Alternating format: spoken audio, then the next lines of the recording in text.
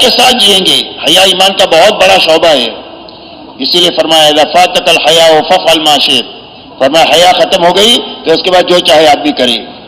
تو حیا کے ساتھ ہماری معاشرت آئے اور ہماری زندگیوں میں سادگی آئے. سادگی اور حیا یہ حضور صلی اللہ علیہ وسلم کی معاشرت کی بنیاد ہے. انصاف احسان ایثار یہ حضور صلی اللہ علیہ وسلم کی معاشرت کی بنیاد ہے. دنیا میں جتنا فساد ہے اس کی یہ دو بنیادیں ہیں، اسراف اور بے حیائی. فضول خرچی اور بے حیائی سے پوری دنیا میں فساد ہے. اگر دنیا سے فساد ختم کرنا ہے، یہ دو چیزیں ختم ہو جائے تو فساد ختم ہو جائے گا دنیا سے. اس لیے معاشرت میں یہ بنیادیں آئیں. ہمارے معاملات میں سچائی اور امانت داری آئے. دنیا کے ہر انسان کے اندر میں اللہ نے 5 ضرورتیں رکھی ہے. کھانا ہے، کپڑا ہے، مکان ہے، سواری اور شادی ہے. ان ضرورتوں کو حلال طریقے سے حاصل کرے، سنت طریقے پر پوری کرے، یہ معنی ہے. حرام سے بچے، اسراف سے بچے، تاکہ سچائی آئے، امانت داری آ جائے. یہ معنی ہے استقامت کے. ہمارے اخلاق میں بلندی آ جائے کہ ہم ہر ایک کو نفع پہنچانے والی زندگی جیے، ہمارے سے کسی کو نقصان نہیں پہنچے. اور اخلاق کا خلاصہ حضور صلی اللہ علیہ وسلم نے چند باتوں میں بتایا ہے.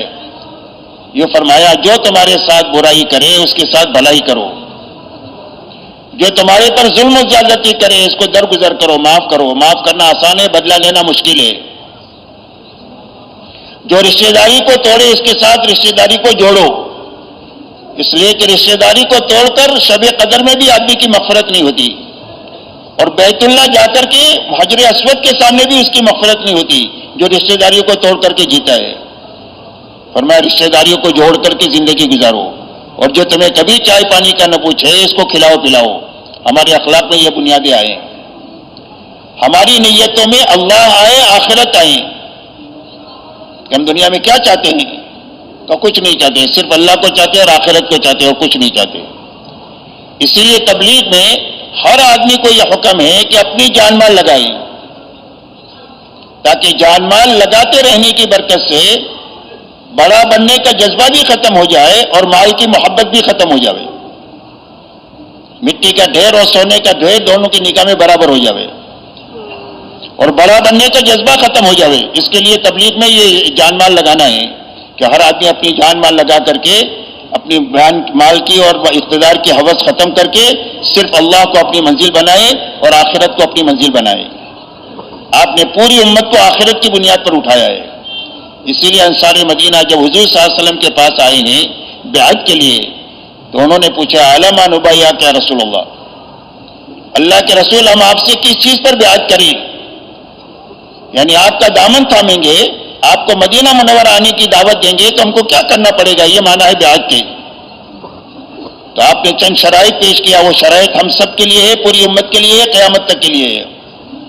فرمایا تبایعونی علی السمع والطاعہ فی المنشۃ والمکرہ. فرمایا اس بات پر بیعت کرو کہ میری بات کو سنو گے اور مانو گے، جی چاہے تو اور نہ چاہے تو. اس سے تو جی تو باولا ہوتا ہے، کبھی چاہتا ہے کہ نہیں چاہتا.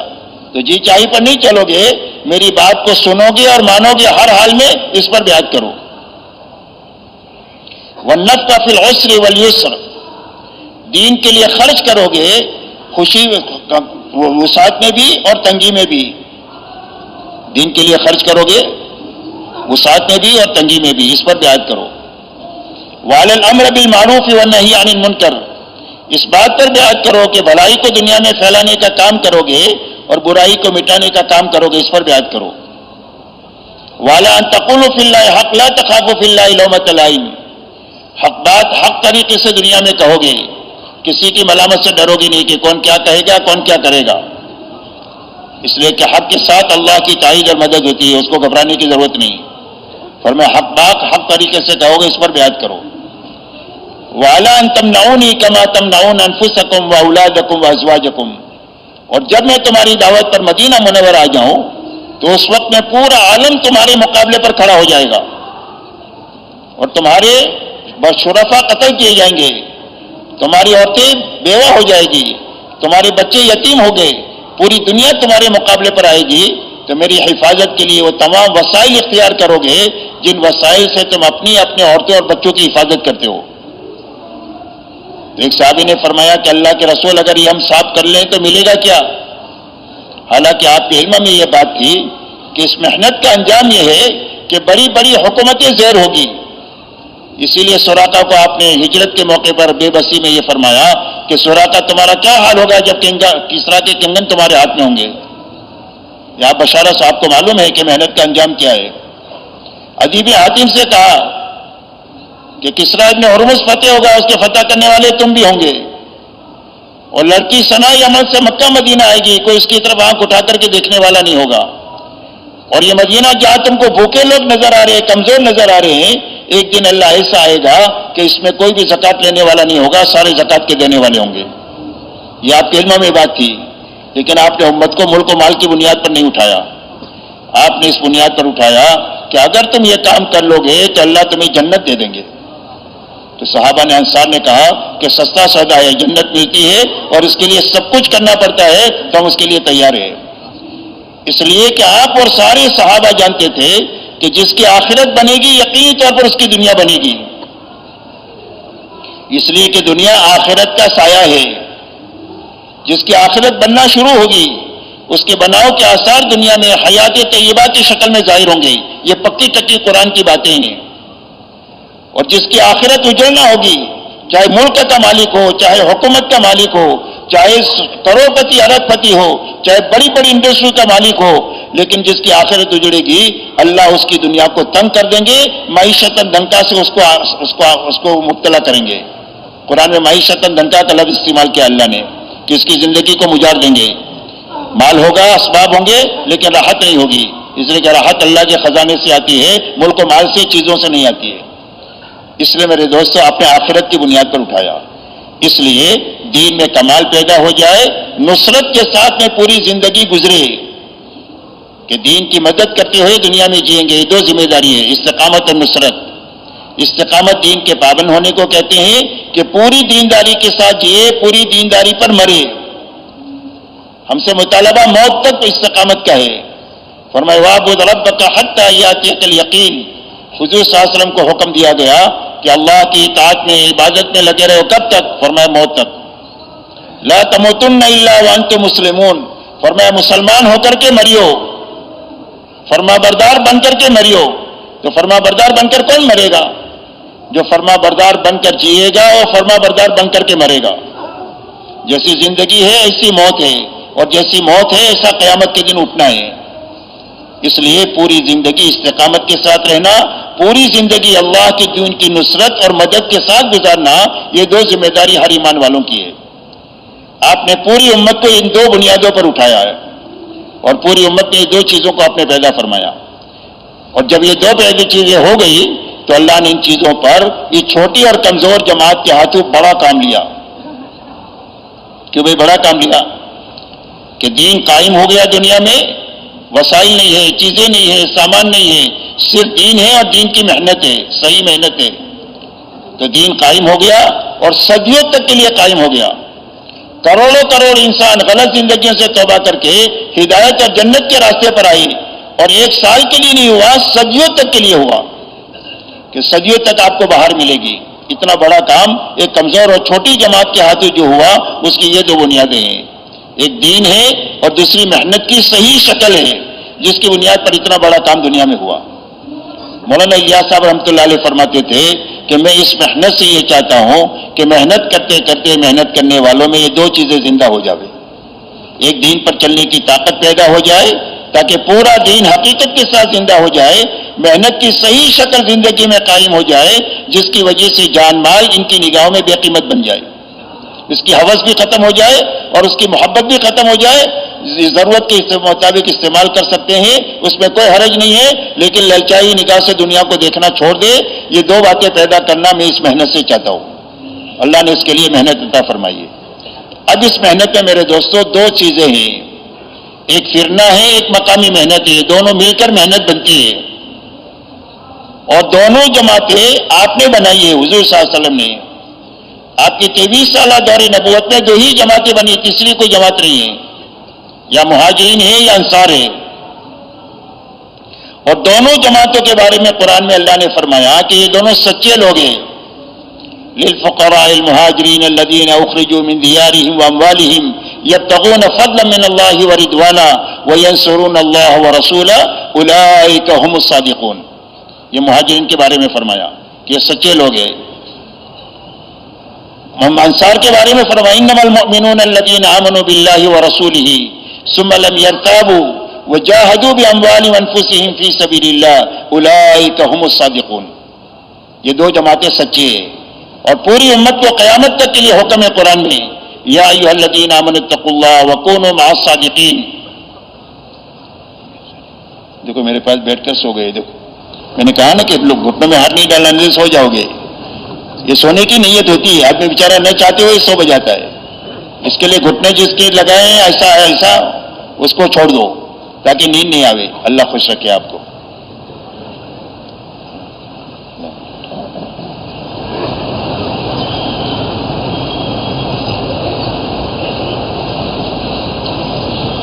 تو اللہ سارے ایمان والوں سے مخاطب ہے کہ اللہ سے ڈر کر زندگی گزارو, منمانی زندگی نہ گزارو اور ان سچے لوگوں کے ساتھ رہو.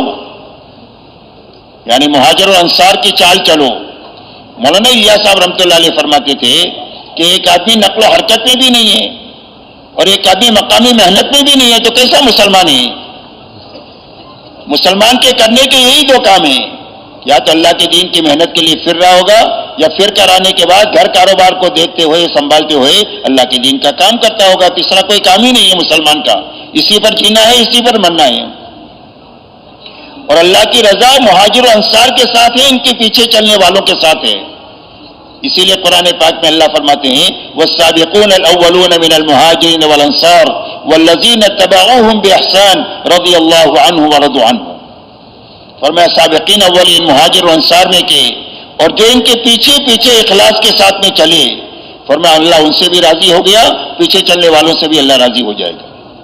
اس لیے ہماری محنت کی یہ دو بنیادیں ہیں اور ان دونوں محنتوں سے ایک ہی چیز مقصود ہے کہ یہ دونوں محنت کرتے کرتے ہر ایک کی زندگی میں دین پر چلنے کی پوری پوری طاقت پیدا ہونی چاہیے اور محنت کا صحیح رخ اس محنت سے زندہ ہونا چاہیے. یہ دو چیزیں پیدا کرنے کے لیے تبلیغ ہے. اب دین پر چلنے کی طاقت کیسے پیدا ہوگی؟ دین پر چلنے کی طاقت پیدا کرنے کے لیے اس محنت میں سب سے پہلا کام دل کو بنانا ہے.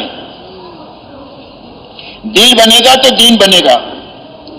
دل نہیں بنا تو زندگی بھر تبلیغ کر کے دین نہیں بن سکتا. سارے نبیوں کی محنت کا میدان انسانوں کے دل ہے. حضور صلی اللہ علیہ وسلم ارشاد فرماتے ہیں الا ان فی الجسد لمضغہ اذا صلحت صلح الجسد كله واذا فسدت فسد الجسد كله الا وهي القلب.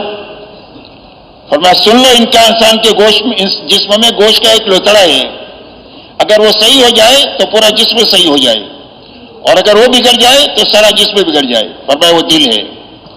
اس لیے سب سے پہلے نبیوں کی محنت کے میدان انسانوں کا دل ہے. ہماری محنت میں سب سے پہلے محنت کرنے والے کا دل بننا چاہیے اور دل کا بننا یہ ہے کہ دل میں اللہ آ جائے, نبی آ جائے, آخرت آ جائے. یہ دل کا بننا ہے. کون آئے؟ اللہ آئے. اللہ کے آنے کی کیا معنی؟ اللہ کے آنے کے معنی یہ ہے کہ اللہ سے محبت پیدا ہو جائے. 8 چیزوں کی محبت کم ہو جائے, اللہ کی محبت بڑھ جائے. قرآن میں اللہ نے 8 چیزوں کو بیان کیا ہے 3 چیزوں کے مقابلے میں. قل ان كان آباؤكم وابناؤكم واخوانكم وازواجكم وعشيرتكم واموال اقترفتموها وتجارة تخشون كسادها ومساكن ترضونها احب اليكم من الله ورسوله وجهاد في سبيلي فتربصوا حتى ياتي الله بامري والله لا يهدي القوم الفاسقين. اللہ جل شانہ فرماتے ہیں اگر تمہارے باپ, تمہارے بیٹے, تمہارے بھائی, تمہاری بیوی, تمہاری برادری, تمہاری تجارت, تمہارے مکانات اور تمہارا مال, یہ 8 چیزیں گنائی ہے, اگر زیادہ پسند ہے تم کو اللہ سے اور اللہ کے نبی سے اور اللہ کے دین کے کام سے تو فرمایا اللہ کے عذاب کا انتظار کرو اور اللہ فاسق قوم کو کبھی منزل مقصود تک نہیں پہنچا دے. اس لیے فسق سے نکلنے کا راستہ یہ ہے کہ اللہ کی اور اللہ کے نبی کی اور اللہ کے دین کی محبت ساری 8 چیزوں سے بڑی ہوئی ہونا چاہیے. بھلے 1% بڑھ جائے گی تو کام ہو جائے گا. 49% ان 4 چیزوں کی محبت ہو, 51% اللہ کی محبت ہو جائے تو کام ہو جائے گا. نبی کی محبت ہو جائے, دین کے کام کی محبت ہو جائے تو کام ہو جائے گا. بات سمجھ میں آ رہی بھائی؟ اس لیے میرے دوستو سب سے پہلے دل میں توحید آ جائے کہ اللہ ایک ہے, وہی کرنے والے, ان سے محبت ہو جائے. اس لیے کہ جو کوئی نعمتیں ہمارے پاس ہے وہ صرف اللہ کی دی ہوئی ہے. قرآن پاک میں اللہ فرماتے ہیں وما بکم من نعمت فمن اللہ, فرمایا جو نعمت تمہارے پاس میں ہے وہ صرف اللہ ہی کی طرف سے دی ہوئی ہے, اور کسی کے بس میں کچھ نہیں ہے, اللہ ہی کی نعمتیں ہیں. تو اس کا حق یہ ہے کہ اس سے محبت کی جاوے. جب اللہ سے محبت ہو جائے گی تو اطاعت زندہ ہو جائے گی.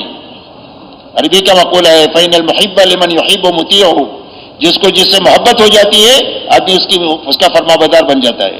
تو اللہ سے محبت ہو جائے تاکہ اطاعت زندہ ہو جائے. دوسرا, اللہ کی ناراضگی کا ڈر پیدا ہو جائے کہ کہیں محبوب ناراض نہ ہو جائے. جب ناراضگی کا ڈر پیدا ہو جائے گا تو آدمی حرام سے بچ جائے گا. حرام سے بچنے کی جو طاقت پیدا ہوگی وہ اللہ کے ڈر کی وجہ سے پیدا ہوگی کہ اللہ کی ناراضگی کا ڈر پیدا ہو گیا تو حرام سے بچ جائے گا کہ اللہ ناراض نہیں ہونا چاہیے. تیسری چیز, دل میں اللہ کا یقین پیدا ہو جائے کہ زندگی کے بننے کی بنیاد صرف اللہ ہے.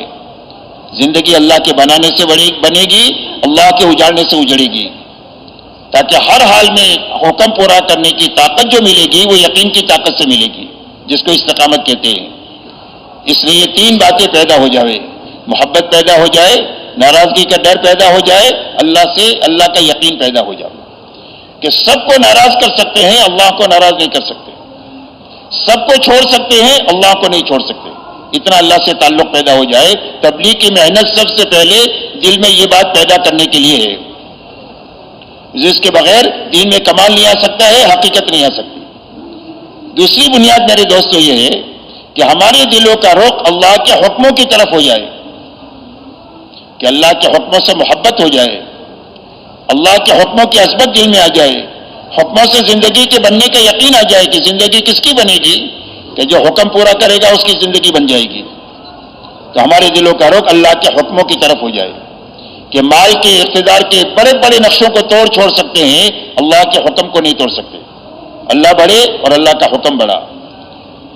کتابوں میں یہ آتا ہے کہ حضرت عثمان غنی رضی اللہ تعالیٰ عنہ کو جب باغیوں نے مدینہ منورہ میں گھیر لیا اور قتل کرنے کا ارادہ کیا تو ایک سوال کیا انہوں نے کہ اگر خلافت سے دستبردار ہو جاؤ تو ہم آپ کو شہید نہیں کریں گے, قتل نہیں کریں گے.